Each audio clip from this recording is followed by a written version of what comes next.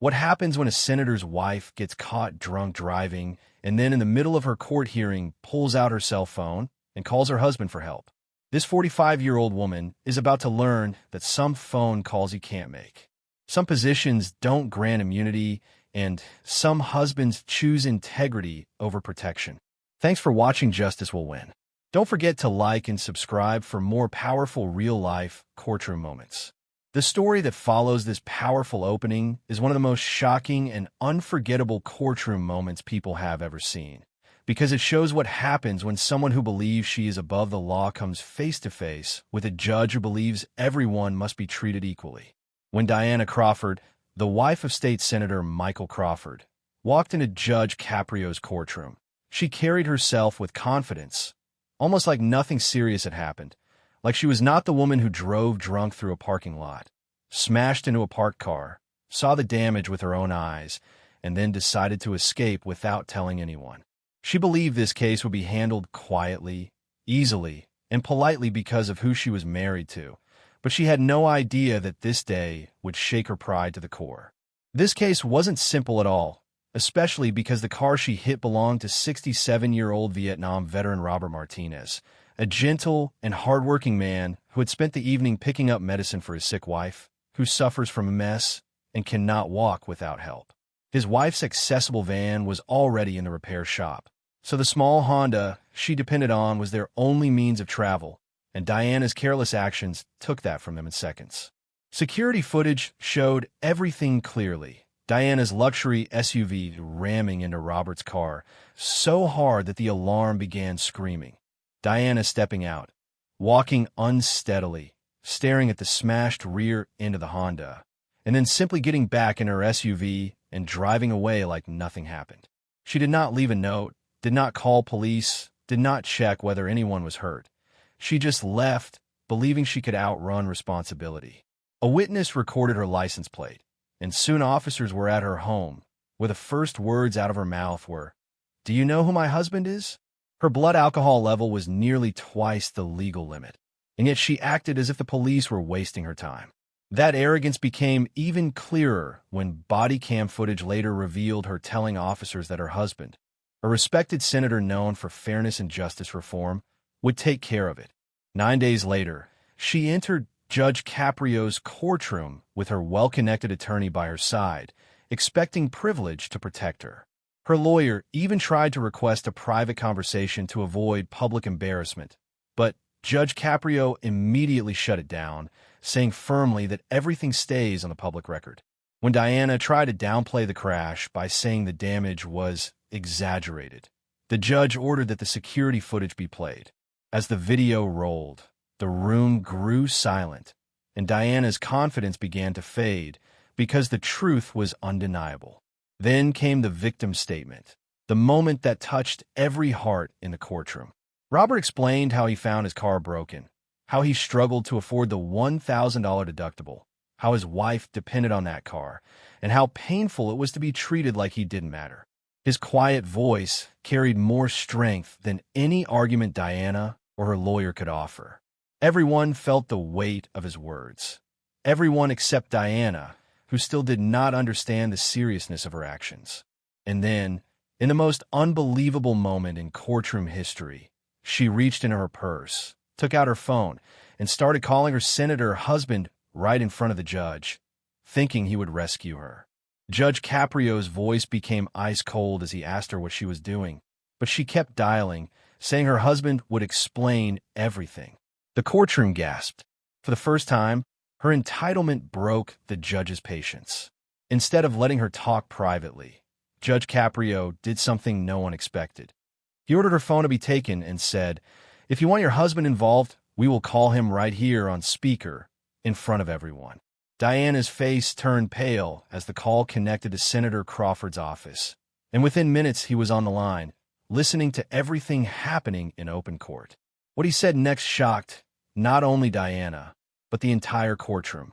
His voice was steady and full of disappointment as he apologized to Judge Caprio for his wife's behavior and stated clearly that she deserved to face the same consequences as anyone else. He said he had already told her to take responsibility, apologize to Robert, and accept the punishment. He refused to protect her, refused to use his power to save her, and refused to be part of her attempt to escape justice. He even said that his own father served in Vietnam, which made her disrespect toward another veteran deeply shameful for him. Diana stood there trembling as her husband explained that integrity mattered more than protecting someone who refused to admit her wrongs. When the call ended, the courtroom felt a mix of shock and respect. Judge Caprio reviewed every piece of evidence. The video, the police report, the body cam audio, the victim's statement, and Diana's attempt to call her husband during the hearing, and delivered a sentence that was strong, fair, and impossible to ignore. It included heavy fines, mandatory alcohol education, a 1-year license suspension, 80 hours of community service helping elderly veterans, full payment for the damages, and a formal letter of apology. Diana's privileged world began to crumble. Even her husband later separated from her because he could not stand beside someone who believed power should erase responsibility. But the most powerful part of this story is what happened months later, when Diana finally understood the pain she caused. Through her community service with veterans, she heard stories, learned empathy, and realized exactly how badly she had treated Robert. When she finally met him to apologize, he forgave her, not because she deserved it, but because he believed in fairness. And in this moment, she finally learned the lesson she tried so hard to avoid. The law is not built on last names, power, or connections. It is built on justice. The moment Senator Crawford's voice disappeared from the speakerphone, the entire courtroom felt like it was holding its breath, because everyone understood something powerful had just happened.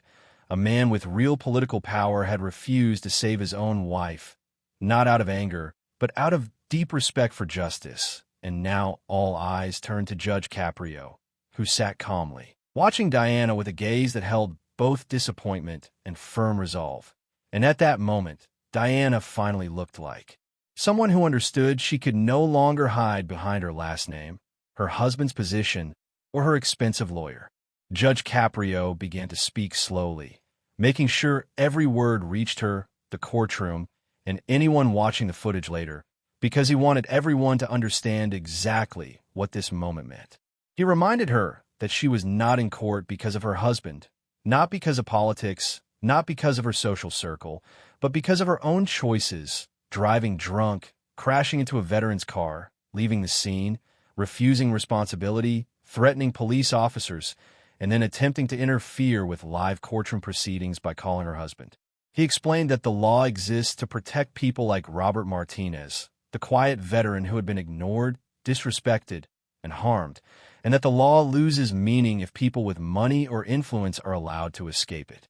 Diana stood frozen, tears in her eyes, but these were not tears of remorse. They were tears of fear, shock, and humiliation, because for the first time, she was face to face with consequences she could not run from.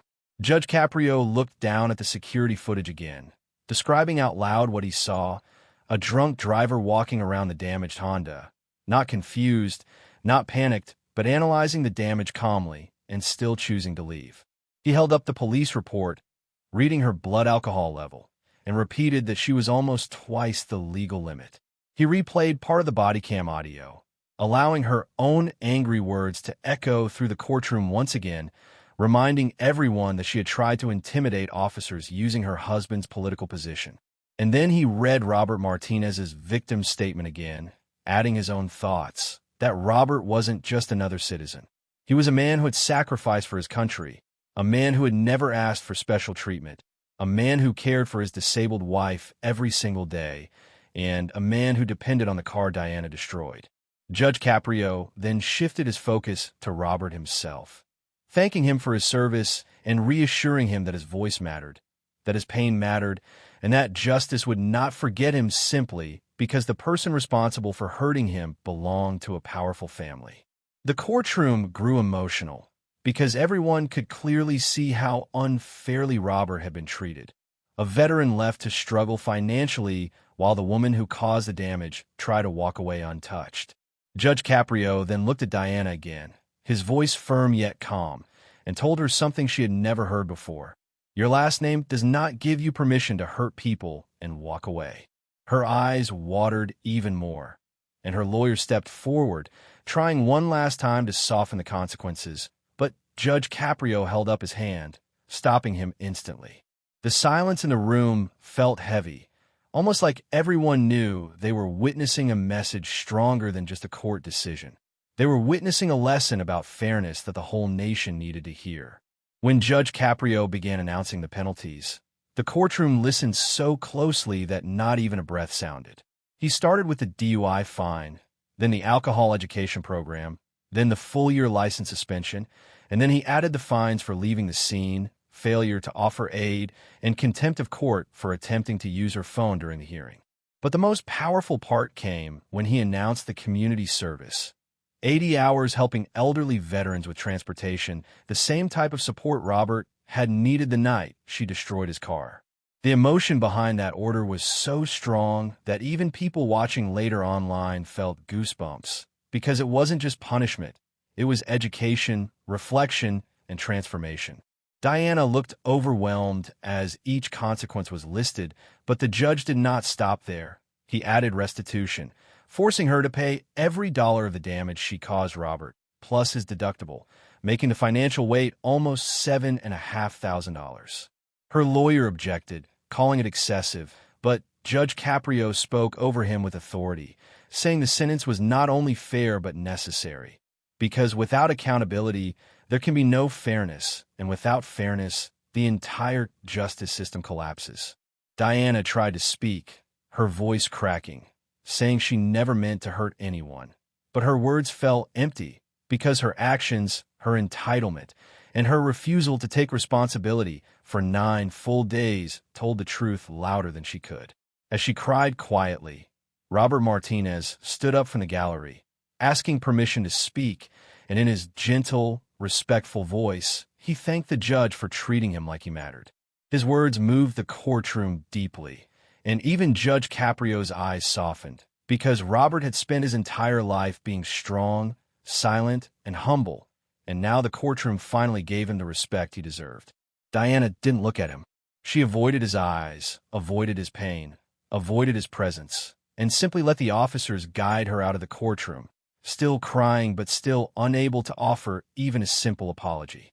The moment she walked out, the story began spreading across Rhode Island. Not just because she was a senator's wife, but because everyone saw the truth clearly. Power does not erase responsibility. The law does not bend for entitlement, and a judge who stands by fairness can restore people's faith in justice. News stations replayed the footage of her trying to call her husband in court. Social media exploded with shock, laughter, disbelief, and then respect for Senator Crawford, who refused to protect his wife when she was wrong. Even people who usually disagreed on politics found themselves united in admiration for a man who chose integrity over saving his own marriage. Meanwhile, Diana's world continued to fall apart behind closed doors. Her husband told reporters he loved justice more than protection. He announced their separation within days, and he later filed for divorce because he could not remain married to someone who believed political power should erase wrongdoing. But even in the middle of all this chaos, something deeper was beginning, something that neither Diana nor the public could see yet. Her punishment was not meant to destroy her life. It was meant to rebuild her character. Because what would happen next in her community service, in her apology journey, and in her face-to-face meeting with Robert months later would change her forever. But that part of the story belongs to the next section. Most people thought the story ended after the sentencing, but for Diana Crawford, the real story started after she walked out of that courtroom with tears on her face and consequences on her shoulders. The punishment itself was heavy, but the journey it pushed her into would change her more than the fines, more than the court orders, and even more than her husband leaving her. Sometimes life teaches us softly. Sometimes life teaches us loudly. But for Diana, life chose the hardest lesson possible. When she returned home after the hearing, the world felt different. Her husband refused to speak to her beyond basic words. Her phone buzzed nonstop with messages, news alerts, and reporters waiting outside the house. Neighbors whispered. Friends avoided calling. And the people she once considered her circle suddenly disappeared, as if they had never known her at all. For the first time in her life, Diana felt what ordinary people feel when they make a mistake: fear, embarrassment, and loneliness. She was no longer the senator's wife. She was simply a woman who made terrible choices and now had to face them one by one. That her 80 hours of community service with elderly veterans began on a cold Monday morning. She walked into the Veteran Support Center nervous and uncomfortable, wearing simple clothes instead of the expensive outfits she used to show off. When she entered the room, the veterans didn't clap, didn't smile, didn't welcome her with warmth. They simply nodded politely, treating her like anyone else. Not special, not powerful, just another volunteer. And that was the first shock for her. These men and women had served the country, risked their lives, lost friends, and returned home without expecting reward or honor. They didn't care who she married. They didn't care what she drove. They didn't care about her social status. They cared about respect, something she had failed to show Robert Martinez the night she hit his car. During the first week, Diana drove veterans to medical appointments. She carried their bags. She waited in hospital hallways. She listened quietly as they talked about their injuries, their memories, and their families. But she didn't know how to speak. She didn't know how to connect. She felt like an outsider walking into a world she never understood. Some veterans barely spoke to her. Some gave short answers. Some looked at her with a mix of curiosity and caution. They had seen people like her before, people who acted superior, people who lived in comfort, people who never understood sacrifice. But they also believed in giving people a chance to change. By week 5, something changed. She had been assigned to drive an elderly veteran named Thomas Kim. He was gentle, quiet, and always polite. After a few trips, he opened up. He told her about his service in Vietnam, the brothers he lost, and the difficulties he faced when he returned home. Then he mentioned something that made Diana's heart stop. He served with a man named Martinez. Diana blinked in shock. "Robert Martinez?" she asked slowly. Thomas nodded. "Yes, one of the best men I ever knew." The car went silent. In that moment, Diana felt something she had never felt before: deep shame, the kind that hits the heart and doesn't let go. She had disrespected not just a stranger, but a man who had sacrificed everything for his country. A man remembered by his brothers in arms with love and honor. For the first time, she understood the weight of what she had done. That night, she went home, sat in the quiet living room, and cried. Not out of fear, not out of embarrassment, but out of genuine regret.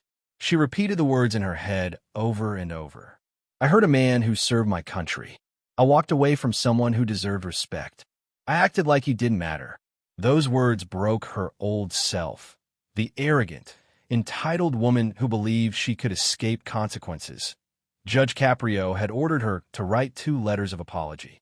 One to Robert Martinez, one to Officer Santos. At first, she planned to write short, formal letters. But now, after weeks with veterans, after learning their stories, after hearing Thomas speak about Robert with pride, she couldn't write a simple apology. She wrote for hours. Her letter to Robert was long, emotional, and written with shaking hands. She apologized not only for the crash, but for her disrespect, her escape, her pride, and her attempt to use her husband's name to avoid responsibility. She did the same for Officer Santos, acknowledging how wrong she had been, how rude her words sounded on the body cam audio, and how she regretted every moment of it. For the first time, her apologies came from the heart. The court reviewed both letters and approved them V6 months after the sentencing, after the lessons, the service hours, the regrets, and the quiet nights thinking about her actions. Diana felt something stronger than fear. She felt responsibility. She asked the court for permission to meet Robert Martinez personally, not to fix anything, not to reduce anything, but simply to look him in the eyes and say the words she should have said on day one. What happened in that meeting?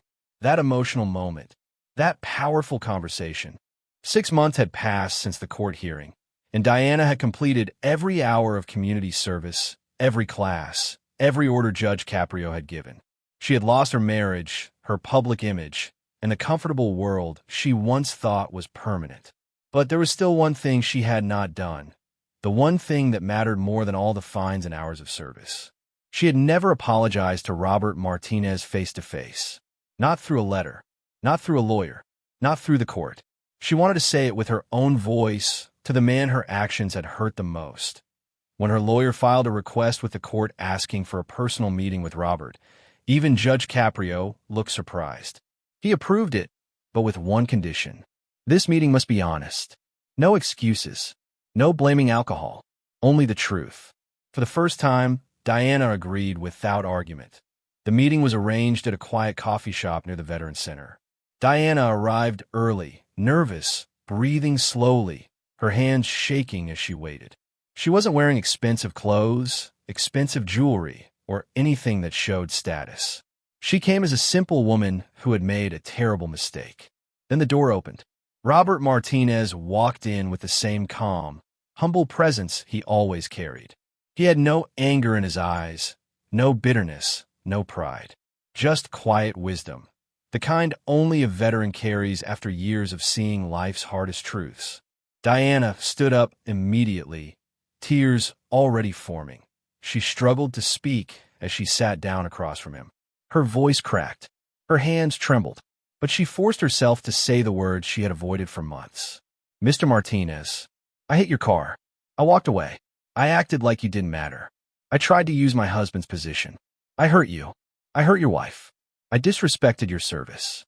I was wrong in every way. I am so sorry. And then she cried. Not the dramatic kind, not the fake courtroom kind, but the soft, painful tears of someone who finally saw her own actions clearly. Robert didn't interrupt. He didn't look away. He didn't judge her. He simply listened. After a long pause, he finally spoke. His voice was gentle but powerful. Mrs. Crawford, I forgive you. I don't carry anger in my heart. But you must understand something. I didn't serve this country so people could use power to avoid the law. I served so everyone would be treated equally. That night, you didn't just hit my car. You forgot that people like me matter too. Every word hit her like a wave. He wasn't trying to hurt her. He was trying to teach her. To me, forgiveness is easy, he said. But keeping that lesson in your heart, that's the real work. For the first time, Diana felt a deep, honest understanding. Something no court order, no fine, no punishment had given her. This wasn't about damage to a car. It was about respect, responsibility, and humanity. She realized she had treated Robert like he was invisible. But today, he treated her with more dignity than she had ever shown him. That moment broke something inside her, but it also rebuilt something new. With tears still falling, she said to him softly, I will never be that person again. Not ever. And for once, Robert believed her. Because the woman sitting across from him was not the arrogant senator's wife who walked away from a crash. She was a humbled woman who had finally learned the meaning of respect. After that meeting, something changed in Diana's heart. She continued volunteering with veterans even though her service hours were finished. She visited the center weekly, not because she had to, but because she wanted to. She drove elderly veterans to appointments, helped them with their papers, listened to their stories, and treated each one with kindness. She didn't do it to look good. She did it because she finally understood. The woman who once believed power meant freedom, now believed character meant everything. People at the Veterans Center noticed the change. Robert noticed the change. Even Judge Caprio noticed when he later reviewed her progress. She was no longer living the life of excuses and privilege. She was living a life built on humility, real growth, and real responsibility. And sometimes, the hardest lessons create the strongest change. But the story isn't over yet.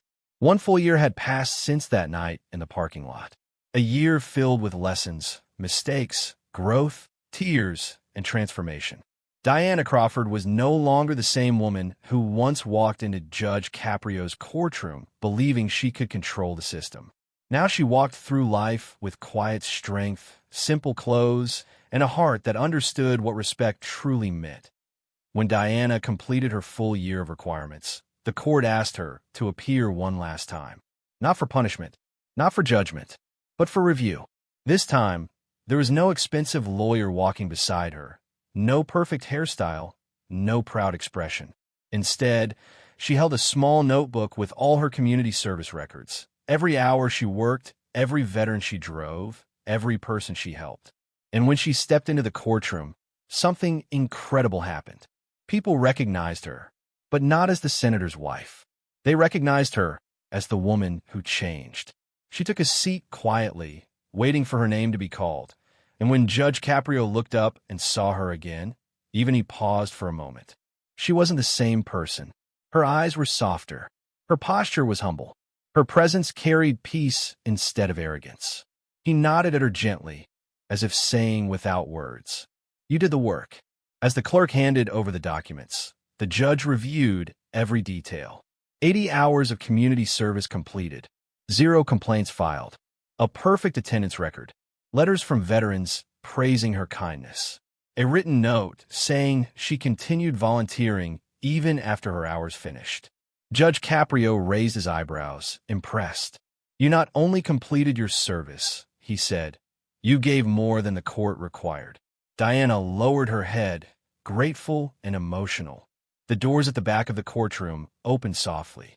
It was Robert Martinez, not as a victim now, but as a witness to her growth. He walked forward with the slow but steady steps of a man who carried both age and honor. People in the courtroom watched silently as he nodded respectfully toward the judge. "Your Honor," he said, "I want to speak." Judge Caprio allowed it. Robert turned toward Diana. "I've watched her over the past months," he said. "She didn't just do community service. She helped veterans with real care. She listened to their stories. She treated people with respect. And she never once acted like she was better than anyone." Diana covered her mouth, tears forming. Robert continued. "She made a mistake, a big one, but she didn't hide. She didn't run. She learned, and she changed. That's all a man like me ever wanted, for someone to understand the value of respect." The courtroom grew emotional, and even the judge's voice softened. "Mr. Martinez," Judge Caprio said, "your forgiveness is powerful." Robert nodded slowly. "Forgiveness is not for the perfect," he said. "It's for the ones who try." Judge Caprio leaned forward, speaking directly to Diana. "Mrs. Crawford, this courtroom is not only a place where we punish wrongdoing. It is also a place where we recognize growth, responsibility, and real change. You lost many things this year, but you gained something far greater: character." He paused before delivering a sentence no one expected. "You have fully completed your obligations. This case is now closed. You may move forward with a new beginning." Diana cried softly, not out of fear this time, but out of relief, gratitude, and understanding. After that day, Diana continued her volunteer work at the Veterans Center. It wasn't court-ordered anymore. It wasn't punishment. It became part of who she was. She drove veterans to hospitals. She helped families fill out paperwork. She listened to their stories. She became a friend to many of them. The public slowly began to see her not as the privileged senator's wife, but as a woman who changed because she finally understood what justice meant. And the most beautiful part, Robert and Diana stayed in touch, not as victim and offender, but as two people who taught each other something valuable. Robert taught her humility. She taught him that people can change. And together, they proved something powerful. Forgiveness and accountability can create real transformation. That Diana's story traveled across the country. News channels covered it. Social media celebrated it. People said it restored their faith in fairness. And thousands shared the same message. Justice is not about punishment. Justice is about change. Judge Caprio didn't just give a sentence. He gave a lesson, a reminder that nobody, no matter how powerful, famous, or connected, stands above the law. And that's exactly why this case became one of the most unforgettable moments in modern courtroom history. That if you believe that justice must treat everyone equally, if you believe that accountability can change lives, if you believe that no last name should erase responsibility, like this video, share it with someone who needs this lesson. Subscribe to Justice Will Win for more true stories where integrity defeats power. Because real justice doesn't whisper. Real justice speaks loudly. And here, justice will win.